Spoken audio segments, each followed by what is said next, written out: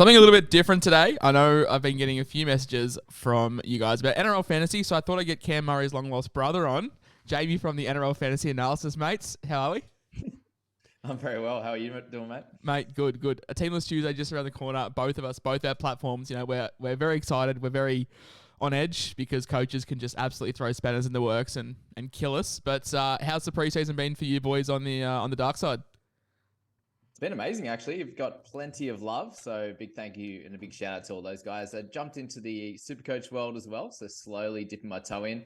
I think it's going to take a good year for me to get some traction on that side. But all been love on that world too. So thanks to all the SuperCoach crew. They can be very ruthless at times, the old SuperCoach crew. So you need to pull your socks up. But no, you've been doing some SuperCoach stuff, and it's been great to see. I jumped on to give your fantasy guys a bit of an insight into SuperCoach, and we'll get you on today to do a bit of fantasy stuff. We'll plug the group code. I just made a league, so it's ERCWVCXP. I'll put it in descriptions for audio for YouTube guys. It's on the screen.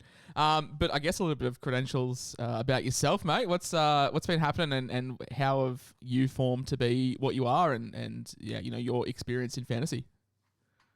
Well, I'd probably play. I was thinking it's probably been close to the best day of the year for about 15 years for me. It's been a long time in the fantasy world since I was about sort of 13 or 14. And been loving it ever since, and always had this sort of goal of wanting to make some content or wanting Chris Kennedy's job, if anyone knows who he is, worksfanRL.com there, and wanting to be that podcast guy. He's the Sangster of the fantasy world, basically. Yeah, from the good old days. So there's just been no content out, and then COVID came around and I was like, yeah, just do it, get in there. And it's just, slowly grown. The amount of videos I'm making each year, the consistency on that has grown as well, and getting plenty of love on that. So yeah, it's just been a nice journey. And I personally haven't done as well since I've made content. I think I'm spending most of my time helping other people out, which is the goal of it all. But yeah, my best year is 50th. I became first overall in Cowboys fans as well. So always been, that top 1,000 type of player, but pretty normal for anyone that plays regularly, right? Brother, you are preaching to the choir. My first year making I was a perennial top 1,000 finisher in SuperCoach. I think I had 6 top 1,000 finishes in a row. Made SuperCoach content for the first time and came like 18K. So it happens. But I guess a little bit about me in fantasy. It was my first year last year. Somehow managed to jag a 200th. Don't ask me how. But incredible. Yeah, pretty happy with that. TK's helped the whole time. So. Oh, mate, shout out to TK. Talking League boys, fantastic. I think, pretty proud. I think if you're looking at like SuperCoach and fantasy combined, I'd probably be first overall last year. I'd want to say. Crazy. Yeah, crazy year. So well done to that. And yeah, we're going to crash and burn this year. We're going to jump into a little bit of the basics, I guess, for SuperCoach guys that have never played. The big differences, why certain players are relevant in SuperCoach, why certain players aren't relevant in fantasy. For example, Alex Johnson in SuperCoach compared to someone like a Jackson Hastings in fantasy. Both those guys on very different ends of the spectrum across both formats. But yeah, I guess talk to us about the scoring and why fantasy is probably a little bit less volatile than SuperCoach, and why it's probably a better indicator of consistency over the course of the season. Yeah, well, we'll obviously get into your team as well, but you've gone pretty heavy in the middles there, and a position like hooker is also pretty good, and then the halves as well. Obviously similar to SuperCoach there, but the halves actually get kick meters, so you divide that by 3.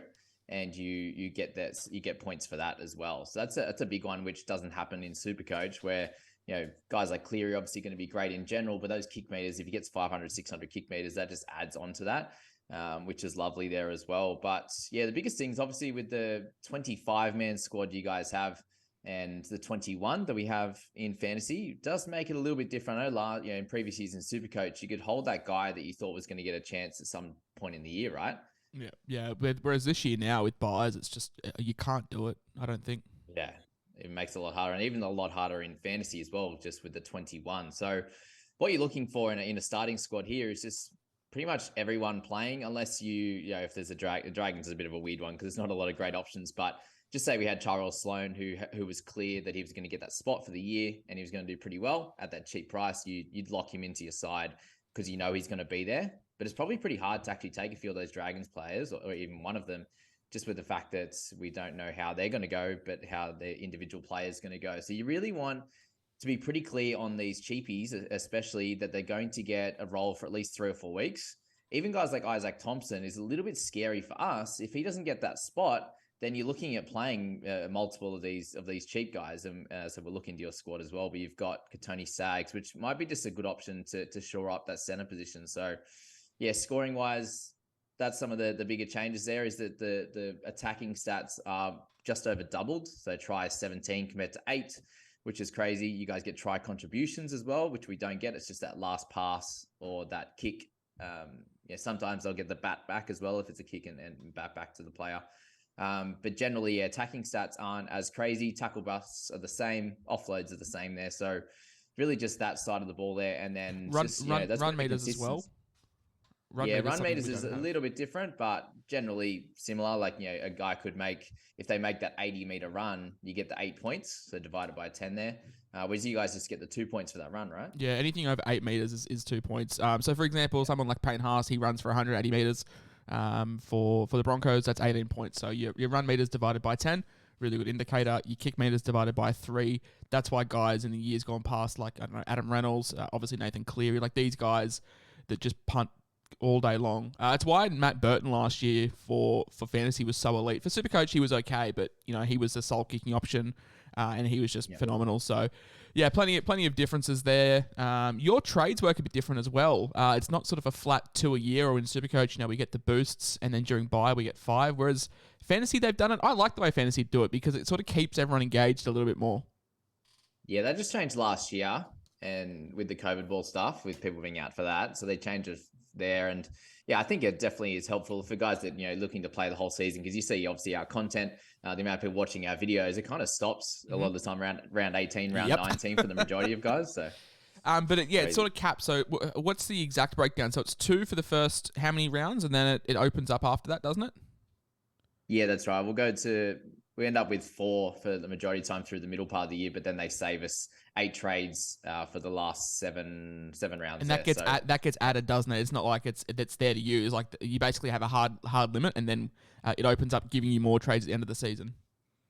That's right. We'll start with 34, and then we'll end up with 8 extra at the end to make it 42 in total. So they like Supercoach, they bumped up those trades this year, with it being the first year that we've done this, really, which is I'm super excited about the buys every week. It's going to make it hard, but very excited for that as well. And then just the last thing, the big difference, guys, is our prices change week to week. So in Supercoach, obviously, you have to wait 3 games until price changes happen.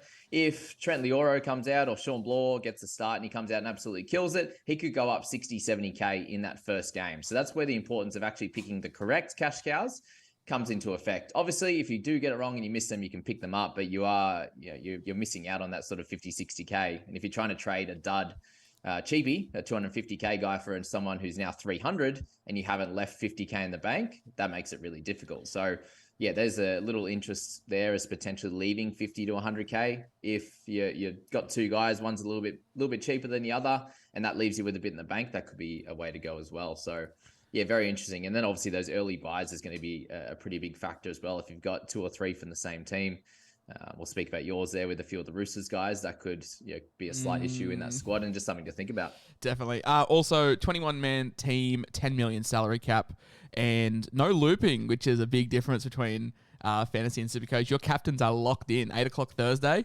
They cannot be touched.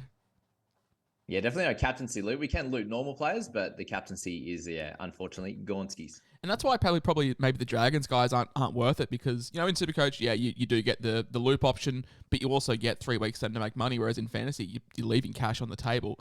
But we'll jump into my team right now. I don't claim to be any kind of expert here, but we'll give it a bit of a breakdown. Currently left 33K in the bank. Up top, we got Brandon Smith. Is this one a no-brainer? In Supercoach, it seems like it, but what's the expert's opinion in the fantasy space? Exact same world. He's someone that could come out and average 50 plus in fantasy, which is delightful. Keeper level territory. We probably should go over that in terms of scoring. What's good and it's great. Anything over 50 is like keeper level, isn't it? Yeah, for the most part. So these mids that you're looking at here, you got Payne Haas, who's averaged over 60 for the majority of his career. Tarpany got into that world last year, get that high 50s. Carrigan's been a 50 type of scorer, potentially has some updates this year. Cleary has been, we had Tommy Turbo's year a couple of years ago when he averaged 130 for you guys. Yep. Cleary's been that guy on a more consistent basis for fantasy. So he had a bit of a lower year last year. The year before that, he averaged an 82. And he's had a high 60s, 70s from there as well. So he's that guy. As I said, he does everything across the park. The Clearys, the Hines, these guys, they're kicking goals, they're kicking in general play, they're tackling, they're running lots of meters, the tackle breaks, the offloads, so on. So they're the types of guys. The halves, you want 60 plus for your guns. Centers is obviously the main tough one because it's only centers for us. And they're the guys, if you can get a 40 plus in the centers, you're absolutely cheering. So Stags, for example, he's averaging 37 last year, carried a few injuries and bits and pieces, and the Broncos fell away. If he can come out and do what he can do, he's a low 40s type of scorer, which would be great. If you can lock him in, obviously with the late buy, then that's where he could be a great pick.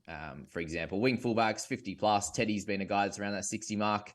But there's a big drop off from him, Pat Latrell. It's like Drinky is fourth, and he averaged 47 last year. So there's that there as well. And interchange guys for the start, you're looking at anywhere in the 35 to 45 range would be like awesome. If you did that for all unit change, on average, you're flying there. Edges is obviously pretty similar to the rest, but it's just that center position that's really tough to navigate.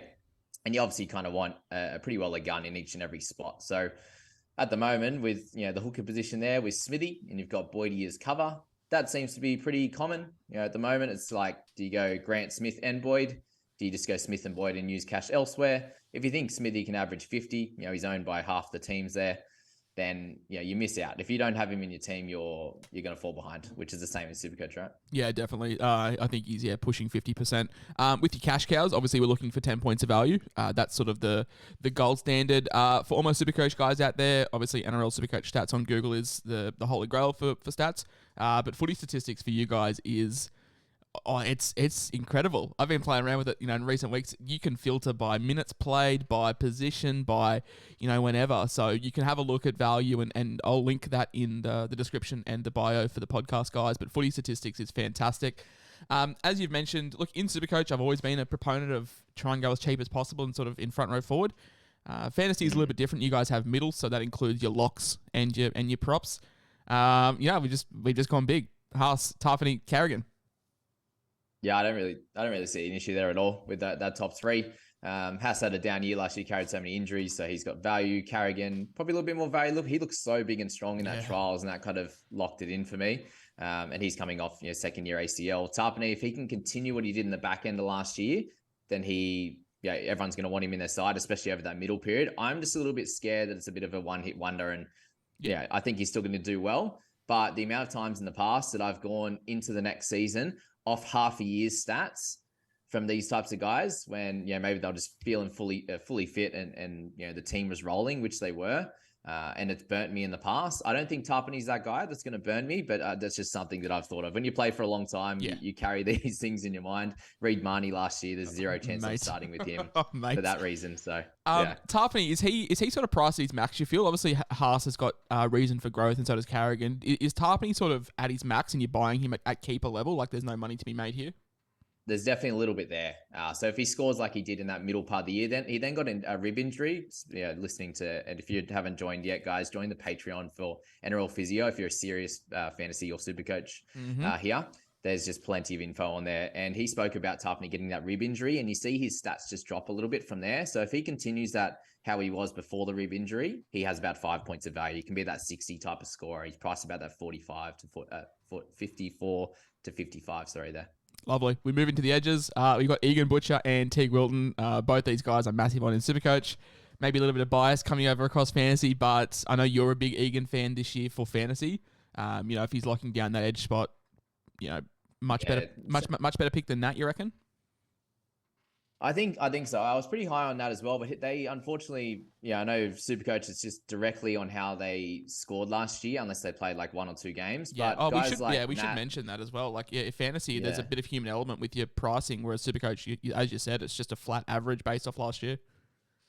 Yeah, someone like Nat, for example, with Satili Tupouniua being out for the first couple of months, they just bumped his price up about 3.5, about a 3.5 average, which does kill a bit of value. Still got a little bit there, but I just think that 3.5 is so important to have.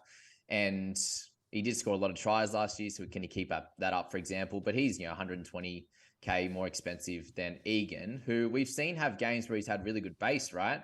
And then he's had games there where he can score tries as well, playing through the middle, bit on the edge. And it sounds like, unfortunately for Angus Crichton, he's got a lot to deal with at the moment. And at a minimum, he'll be out that first month, but it does sound like a lot longer. So Egan, at worst, if he does happen to move from that edge to the middle, you're not going to lose out a heap, considering they've lost Iwa Takiaho as well. So really, we're picking him as a gun edge who I think can average 50, and that would get him up to over 700K in fantasy.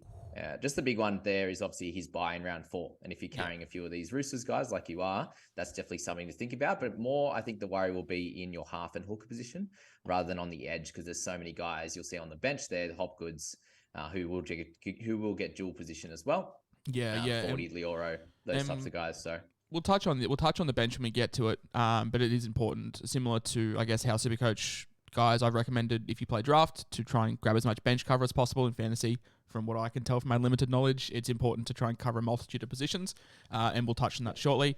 But at half, this was Nicho Hynes until about 24 hours ago. In SuperCoach, I can understand the appeal of holding him for a week, but you're probably splitting hairs in fantasy with Cleary and Hynes. It's not a game where you can hold both. I mean, not feasibly, in my opinion. So pick one or the other, and Hynes is out for at least a week. And Cleary basically lock and load captain. If you're not going Cam Murray, then Cleary's probably your next best captain option. So I'm assuming I'm not going to see any pushback from you on this one. No, look, he should be my captain with Hynes out. I'm an arm between both, with Cleary having the round 3 bye. You just got to have an idea of who you're going to captain in round 3. So you've got Haas, you've got Tarpany, you got these types of guys who I think are going to be solid enough to captain and should be able to score you a 60 anyway. And just the Wilton one, obviously he with his try scoring ability, I think he can continue that all year. With tries being so important in SuperCoach, I think he's a no-brainer. He's in my SuperCoach side as well. I'm an R-ing with him in fantasy just for the fact that there are cheaper guys on offer. Mm-hmm. And if I can get a clear gun in another position who I know is 100% going to do well, then we'll go with that. Wilton is someone that could score 2 tries and get you like a 55 in fantasy sometimes. Yep. And then I suppose the versatility is good that in some games he can give you that 40 tackles. So yeah, I think he's pretty safe as well. And Butcher. Who are some other guys? You can go both. Who are some other guys you mentioned that are cheaper that you would sort of target if you weren't going Wilton, for example? Well, someone that you don't have in this side is Eli Katoa, right? Yes. So he's someone that, close to 100K cheaper that could slot in easily as a nice downgrade, who I'm playing between him, Lioro at the moment, Wilton, Butcher, Hopgood. You can sort of have like six edges or so. Matt Dury, you've got Sean Blaw. There's so many guys there that you could play around with, and it depends. Like, I'm tempted to go Harry Grant at hooker as well. So to get the funds for that, I have to obviously relinquish a little bit elsewhere. But yeah, I think all those options are going to be good. Sammy Walker, I'm interested. I just wanted to touch on this before we go ahead further. Big narrative pick here. Hey, big narrative. It's a big narrative. I'm completely fine with picking him. I'm tempted to do it, but the fact that he's going to be out in that 4, just say let's have a little look at this. You've got Walkers who are going to be out. You can have Brandon Smith out as well in the same week. Your cover is Tanner Boyd. So I don't have Isaiah Katoa, which I'm still very probably going to pick up. It's just a case of, do I pick him up for Warbrick? Because I do have a little bit of center. I do have a little bit of wing fullback cover. So Warbrick could definitely become Katoa, which does make the Walker pick probably being able to stomach that a little bit more. Cool. But yeah, it's more just the cover bit. So you could play Luke at hooker in that round, and you could play Boydie at half in that round. Obviously, just leaves you a bit light, but potentially there's trades that are going to happen in that first few weeks as well. So is that more the way you're thinking of it? Yeah, I mean, if Hastings comes out and looks really good, Walker to Hastings could be on the cards. If he's goal kicking, we know Walker's goal kicking. We know he's locked into goal kicking. And I'm still not sure with what's going on with KP. I mean, Barry Toohey says he's probably going to be goal kicking, but the trial indicated otherwise. So I'm just not sure. Like, definitely an option to downgrade there. Cheese and Butcher aren't moving from my side, so Walker's the one that could go out. I mean, could bring Boyd in to start and then bump up the bench a little bit there as well. But yeah, I started with Sam Walker last year. Wasn't overly fantastic, but happy to buy in again. His stats, I'm not too sure what he's looking like in fantasy, but his stats in SuperCoach, man, from 5'8" to halfback were just night and day. Yeah, it's a big change. You obviously got more kick commanders as well, which is good for us, but the attacking stats for SuperCoach. I have him as a better buy slightly in SuperCoach, but I find it very difficult to fit him in, right? When you've got Cleary's your guy. If you had Walker in the 5'8" position, it'd be amazing, right? Yeah, definitely be perfect. So that's the halves. Centre, it's tough in fantasy. I mean, I've got Stags there, as you said, just sort of a mainstay. Could be Suali'i if, when he does get the duel, I'm assuming later on today. Could be him, but then that means more Roosters and it's really off-putting. Paul Alamotti looks just like a big-bodied, centre. It's not really... It's tough, centre. I mean, you and I've chatted to you about this sort of for the past month, and you and I always just come back to centre is just so gross. Yeah. My good thing with the Alamotti that kind of stuck him as close to a starter in my side from round one, he's definitely going to be in the team, is the fact that they didn't play very well the other day in that trial. And, Burton got 10, for example. And he played 60 minutes or so.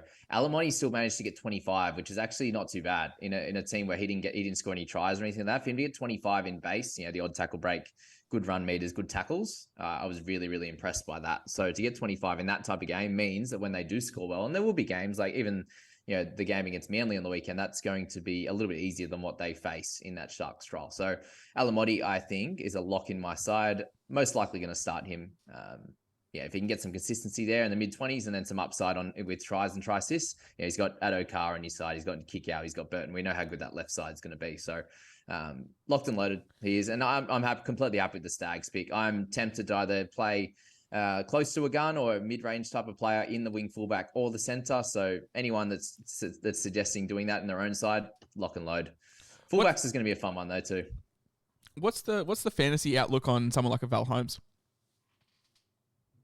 I prefer him in SuperCoach. Same deal. The goals being 4, the tries and contributions and stuff being higher as well. He had lots of games last year. I'm sure it was very similar to SuperCoach where he'd get like a 70 or an 80, which probably be 100 or so for you guys. And then he had a game where he got 13 last year in fantasy, which you're paying that much for is just an absolute killer when Alamotti could come out and get a 40 or 50. Yeah. The 500K price difference is, or close to it, is a killer there. So who are some lock and load guns in that center position? There's him. There's guys like Jack Bird, who again they don't start. We've got Campbell Graham's. I like Isaiah Tass as like a awkward price as well, like Stagsy there. But Joey Manu's the king. But yeah, again, how's he going to go in the center position? We know his splits between center and fullback and 5'8" are crazy different. So does he rove? Does he play that roving role? We don't know. Also, he probably will a bit, but does have a round 2 bye, but really keen on Cooler. I reckon we could see a big breakout. He looked so good in Cooler. that trial, didn't he? That right side was incredible. Yeah. Let's talk fullback because it's very different in both games. I mean, SuperCoach, it's a minimum 2 guns, and that's not debatable.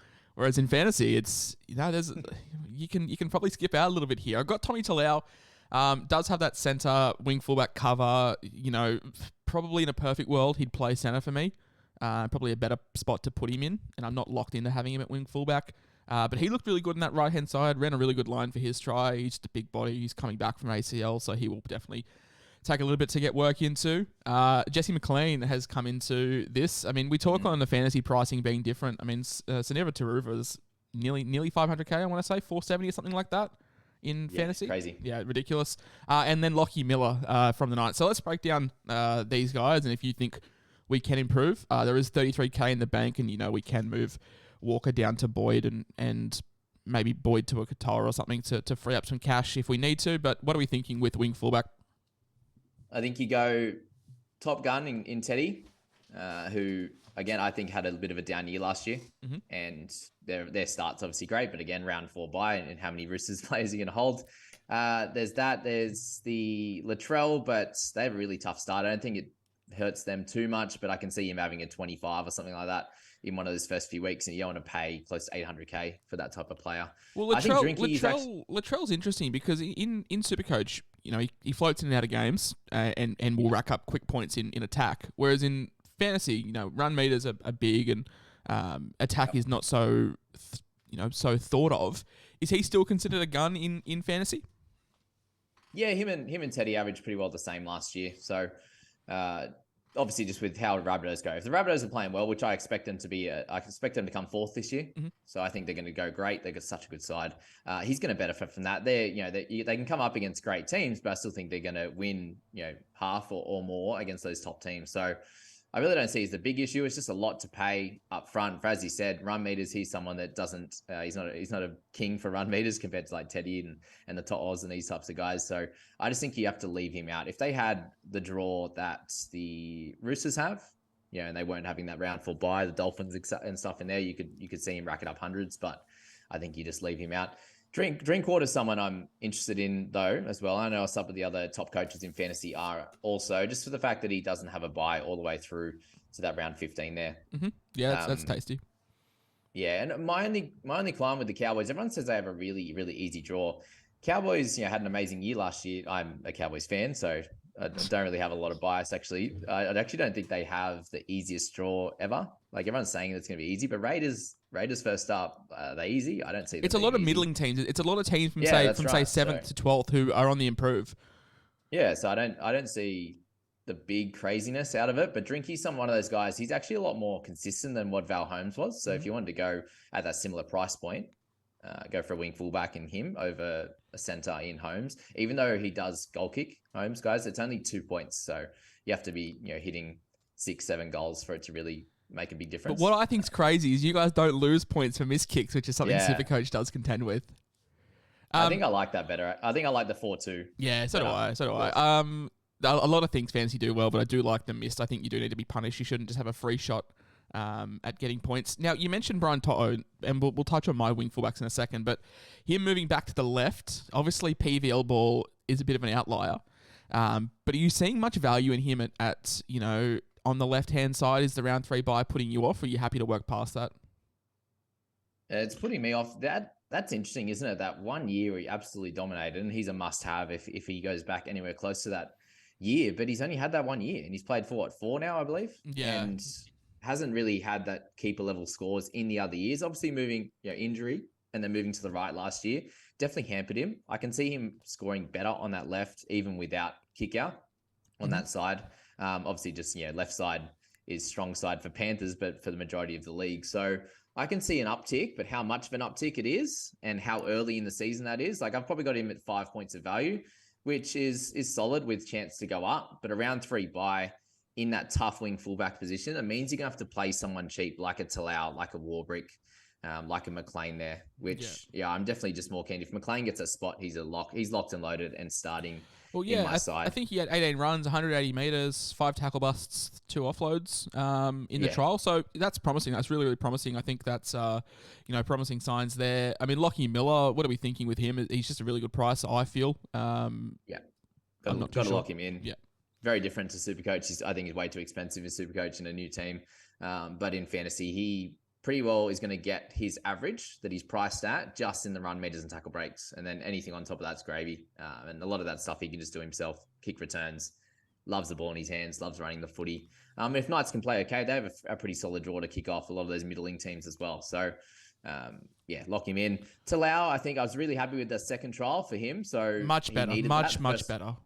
Yeah, first one wasn't good. So to see Talau come in and playing on that right side with Adam Dewey, he's going to have his hands on the ball a lot.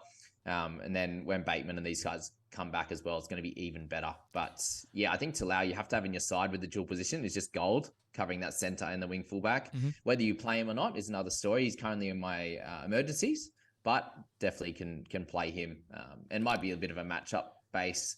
I know you guys in SuperCoach are massive on matchups and fair play. All you need is a try and you kind of got a good score there. So I think he's a matchup based type of guy. Yeah, I think when you're going Haas, Tarpany, and Carrigan, you've got to make some sacrifices elsewhere, and wing fullback and centre are probably the positions that I'm keen on doing it on, just with how less priority they are to your middles.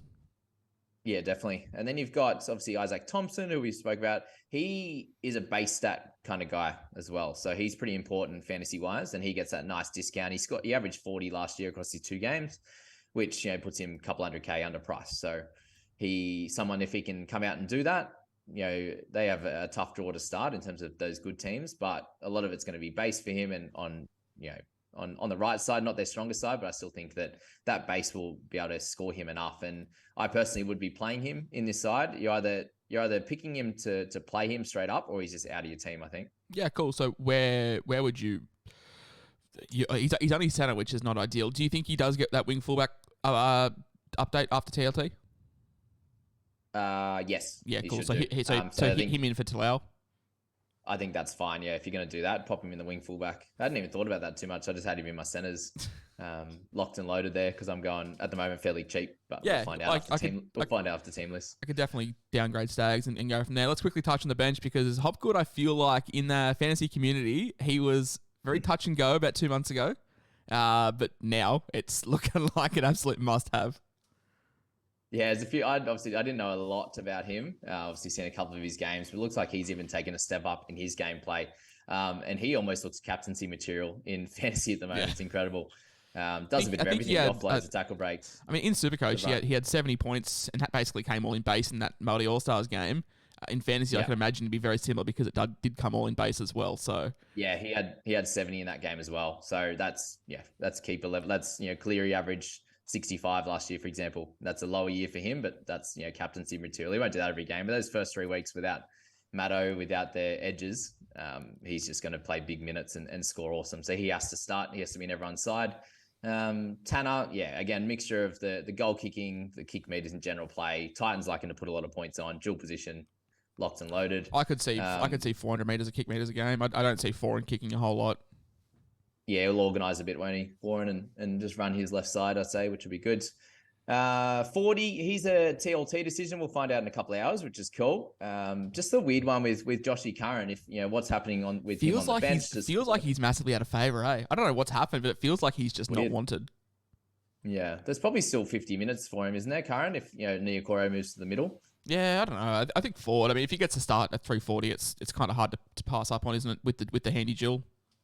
He has a nice work rate as well. Obviously, a lot of time in the middle he's spent, but that work rate's going to be a little bit lower. But still, if he's that type of guy looking for work, then that's what we want in fantasy.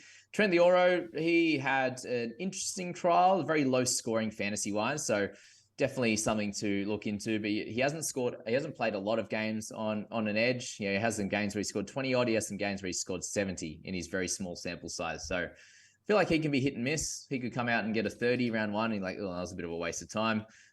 Could have downgraded to one of these, cheaper guys, depending who gets named in TLT. But I could definitely start the next bloke we're going to talk about. Yeah, for sure. If he gets a start as well, running off Dewey there, then Blory could be a starter. So Leoro and Ford, obviously TLT decisions type of thing, depending on how your team ends up. And Sonny Luke, if the rumors are true, I know Guru is talking a lot about Sonny Luke coming in and playing sort of that 50 minutes. He's going to need, at the moment with his PPM, he was averaging 26 minutes for 12.5 points last year in fantasy, which does not make you any money. Let's say that. Okay, that was one thing I wanted to ask you about. What makes you money at 230k? What do they have to get to? 230k guys, they're priced at 16, and then the 250k guys are at 17. So really, anything in the mid 20s, if you get sneaker 40 in there, you're making plenty of bank.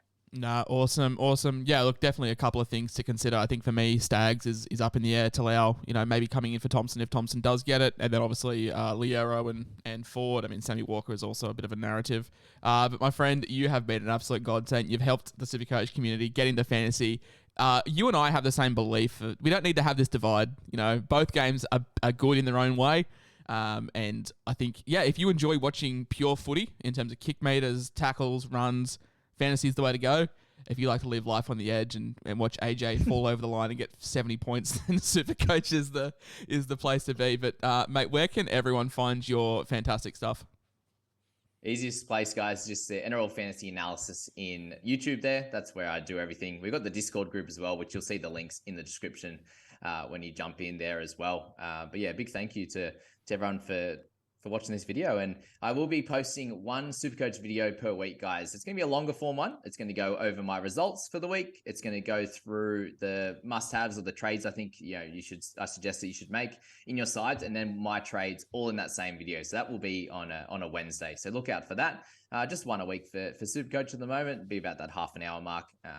And I hope you guys find plenty of value. And I don't think there's too many guys that that clearly go over their team week to week on SuperCoach. So if you like that type of content, then jump on. Yeah, I'm very tempted to do the same for fantasy. I'll see what your schedule's like. We might be able to, do something like this once a week, but who knows? I reckon, yeah, doing up to date. I've always been a big fan of being up to date. I know a couple of content guys like to keep their teams private and their trades private, but yeah, I mean, I don't really care. But it each their own. But mate, you've been an absolute legend. Thank you so much for jumping on. And yeah, good luck for the season. Good luck for TLT. Hopefully, it doesn't send you mad. No, I'm more just like, I finally get to TLT and it's like, oh, we finally actually know. So there's obviously a lot of speculation. I just finally can get in there, rip into my own team, and then I've got plenty of people to help with my private group as well. And everything like that. So very excited to get everyone's teams ready and loaded. And so many people told me last year that they got in the top 200, top 100 with my help. So that's why I'm here, and that's why I do this. That's the best thing, isn't it? I love September and people like, oh, I won my work head to head, won my work cashier. Yeah. It's like, oh man, that's the best. Like, honestly, best thing ever. So but cool. Mate, yeah, we'll talk and good luck with TLT. Good man, mate. You too. Thanks.